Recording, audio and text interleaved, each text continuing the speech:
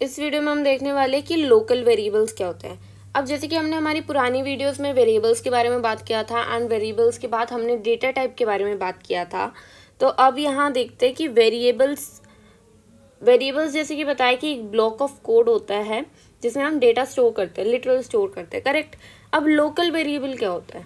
देखो, a variable which is declared inside a method, block और any other specific block is known as local variable.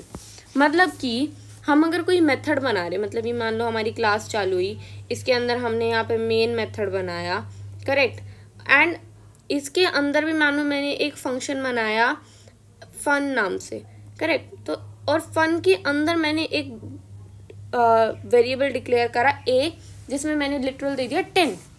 अब मुझे बताओ कि क्या अगर मैं इस ए वैल्यू को मेन के अंदर यूज़ करूँगी तो क्या ये यूज़ होगी?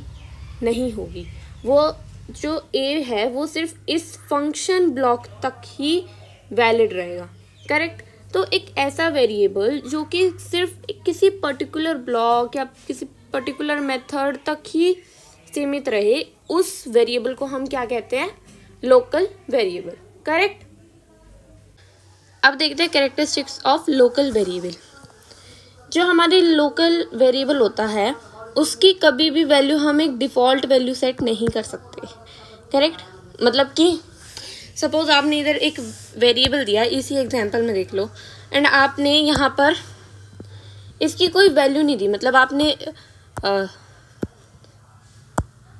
अब यही एग्जांपल देख लो, मान लो आपने इसमें इसकी वैल्यू नहीं दी, आपने यहाँ लिखा इंट ए,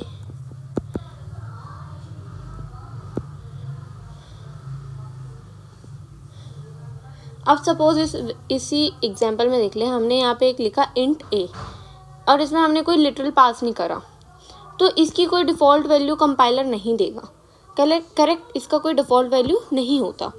सेकंड, जैसा कि मैंने अभी डेफिनेशन में बताया कि हम इसको इस ब्लॉक के बाहर यूज़ नहीं कर सकते, मेन में यूज़ नहीं कर सकते या क्लास के कहीं इधर उधर यूज़ नहीं कर सकते। ये जो है सिर्फ एक फंक्शन मेथड तक ही वैलिड रहेगा, करेक्ट। नाउ वी नेक्स्ट देखते हैं, we can not have two local variable with same name inside the same scope. मतलब कि मान लो यहाँ पे मैं बना रही हूँ एक फंक्शन, करेक्ट, एंड इसमें मैंने पहले एक इंट वेरिएबल बनाया जिसमें मैंने 10 वैल्यू दे दी, फिर मैंने दोबारा इस इंट ए में मैंने दोबारा एक वेरिएबल बनाया सेम नेम से एंड मैंने उसको वैल्यू दे दी 20। तो ये जो यहाँ पे एम्बिग्विटी आ रही है, मतलब सेम नेम आ रहा है सेम ब्लॉक के अंदर, ये हम नहीं कर सकते। मतलब we can not give the same name inside the same scope, correct. हाँ, अगर आप यहाँ पे फंक्शन के बाहर इंट ए बनाओगे और उधर कोई वैल्यू असाइन करोगे तो ये वैलिड होगा। वैलिड क्यों होगा? क्योंकि ये जो है ना, ये ग्लोबल वेरिएबल काउंट होएगा। ये जो है ये ग्लोबल वेरिएबल काउंट होएगा, बट और ये जो है ये एक लोकल वेरिएबल काउंट होएगा। तो इसका मतलब इन दोनों का जो स्कोप है वो अलग अलग हो गया।